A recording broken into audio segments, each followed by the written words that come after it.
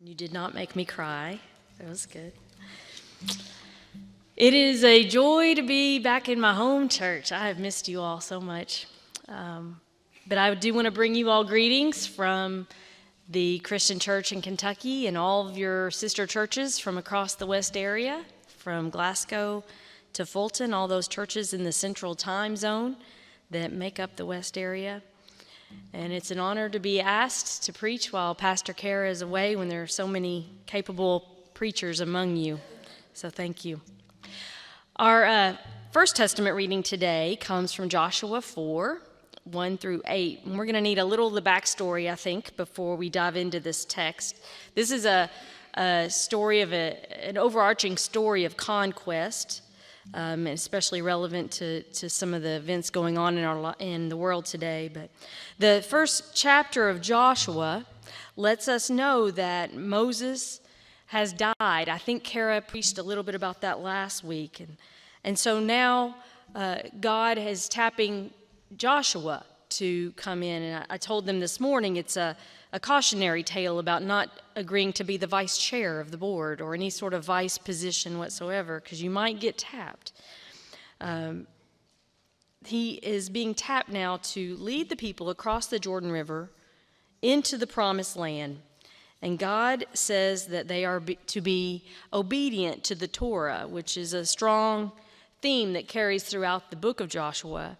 And God promised to be with them in this crossing of the river. Joshua sends spies over into the new land, and they encounter Rahab. And when the whole nation finally reaches the river, Joshua instructed the Levitical priest to carry the Ark of the Covenant into the Jordan River, and the waters are stopped, and the text says they come up in a heap, a single heap of waters, so that the priests can then walk through that riverbed on dry ground. And the whole nation was then able to pass over the river near Jericho. And that's where we pick up today, Joshua 4, 1 through 8. This is the text that Kara gave for me to preach today. When they had finished crossing over the Jordan, the Lord said to Joshua, "Select 12 men from the people, one from each tribe," and commanded them, "Take 12 stones from here, out of the middle of the Jordan, from the place where the priest's feet stood. Carry them over with you, and lay them down in the place where you camp tonight." Then Joshua summoned the 12 men whom he had appointed from the Israelites, one from each tribe. Joshua said to them, "Pass on before the ark of the Lord your God into the middle of the Jordan, and each of you take up a stone on his shoulder, according to the number of the tribes of the Israelites, so that this may be a sign among you. And when your children ask in time to come, 'What do these stones mean to you?' then you shall tell them, 'But the waters of the Jordan were cut off in front of the ark of the covenant of the Lord. When it crossed over the Jordan, it crossed over the Jordan, the waters of the Jordan were cut off.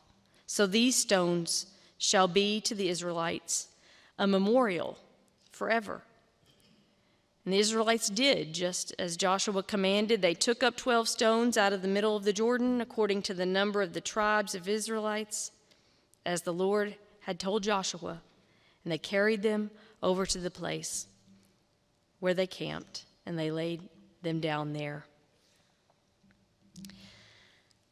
Have you ever crossed over into new land or a new set of circumstances, a new adventure, a new life?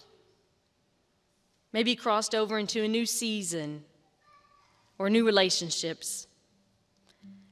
And in that crossing over, you learned that God travels along with us in the crossing. God's along for the journey. You probably heard of somebody about people being raised on Easy Street. I often say that I was raised on Ebenezer Street. I don't know if y'all know that street downtown Madisonville, but when I was an infant and toddler, there was a woman named Embry. That was her last name.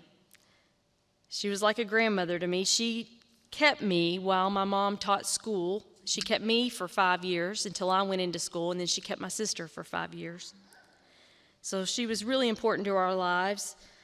And I grew up thinking about that street name, Ebenezer. It was a funny sounding word. I didn't quite know what it meant. I thought it had something to do with knees, but I wasn't sure. And then I got to hear the song in church, "Come thou fount of every blessing. Tune my heart to sing thy grace, streams of mercy never ceasing.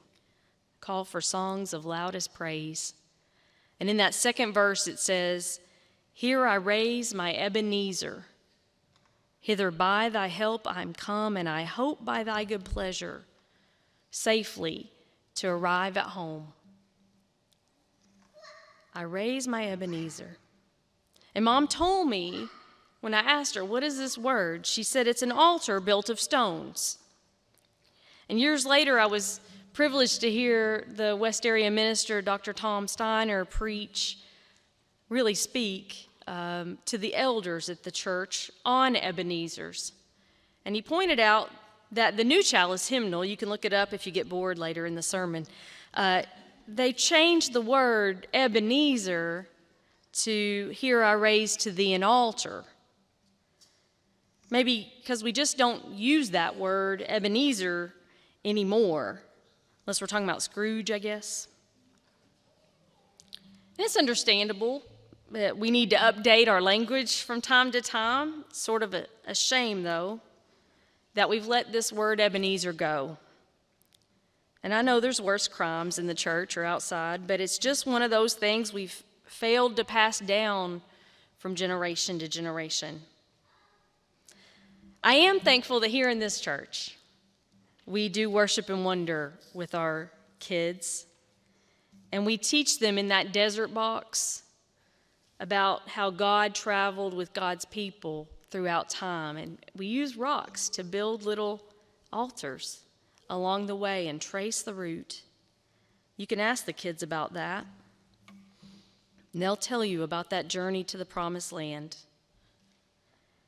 And I hope we're also teaching the children to raise their own Ebenezers. Show them ways to celebrate that God meets us here and there and there and over there where we haven't even gone yet. That God just might meet us anywhere. Are we showing them how to remember? To remember that God was with us? Are we teaching them to tell the others, to tell the stories and the testimonies about how God journeys along with us as we cross over into new lives? And as adults, are we celebrating along the way that God journeys with us?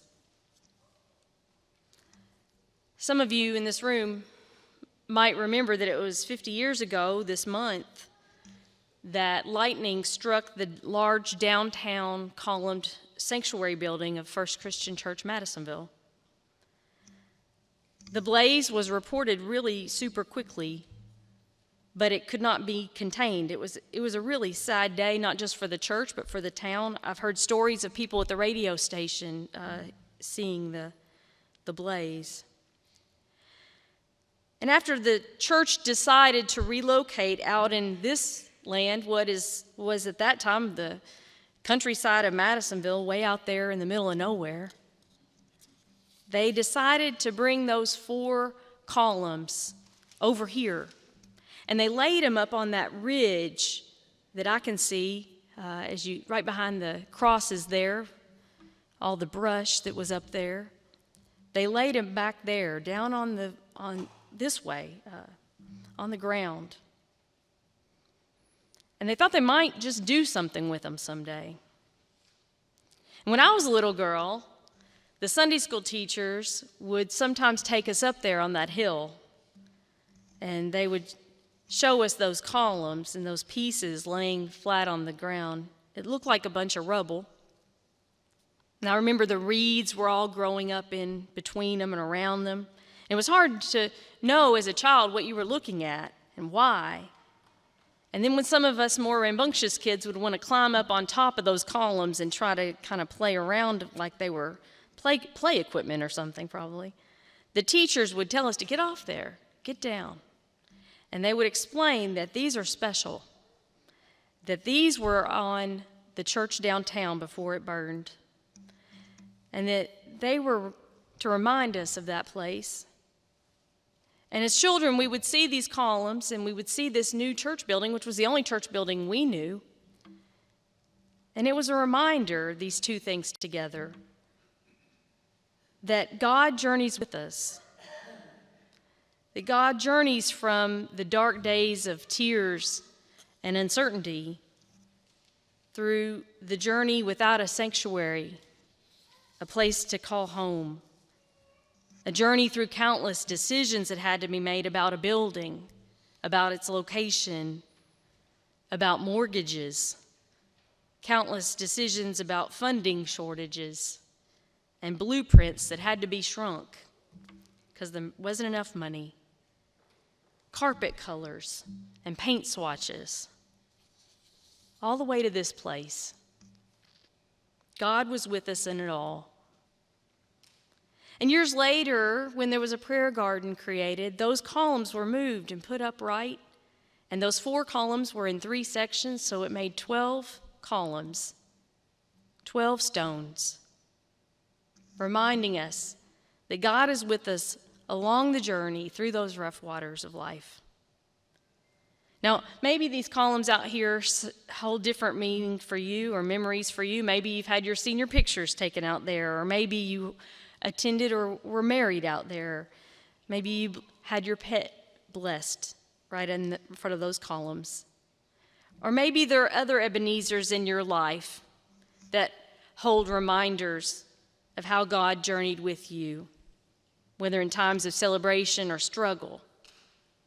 I hope that you have some memories that are held and a story that goes along with it. Those are your testimonies.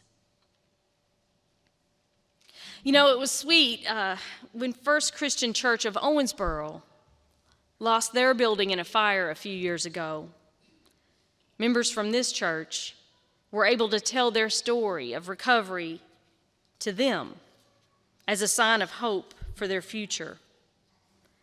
And in 2021, when First Christian Mayfield lost their building, that time to the tornado, First Christian Owensboro paid it forward, and they went and they talked with First Christian Mayfield, had them up at their building to visit. And they shared their wisdom and what they'd learned from their experience and offered themselves as a sign of hope to this church who had lost their building. And they reminded Mayfield that God is with you in this. It was an Ebenezer to Ebenezer to Ebenezer. Little reminders that God is with us.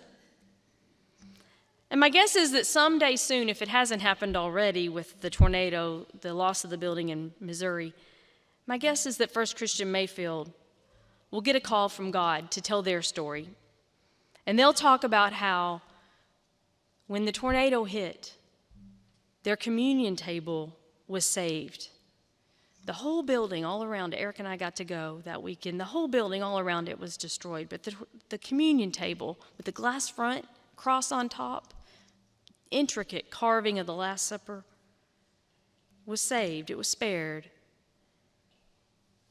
And the cross remained standing. It's a cross just like this. And soon that sanctuary will be finished, and that communion table will be put in place, that cross will be put upright. God was with them. It is a reminder that God will be with them through it all. As you think about your own spiritual journey, where might you build an Ebenezer and declare that God met you there? Where might you take some stones, pile them up, at a place where God met you? What story of faith do you have to tell? What altar could you build to show all these stages and milestones that God has journeyed with you through fire, storms, floods, through crisis, through diagnosis, through sickness and hospitalization, through heartache, through divorce, through grief, maybe even betrayal, through addiction, through recovery, through transition.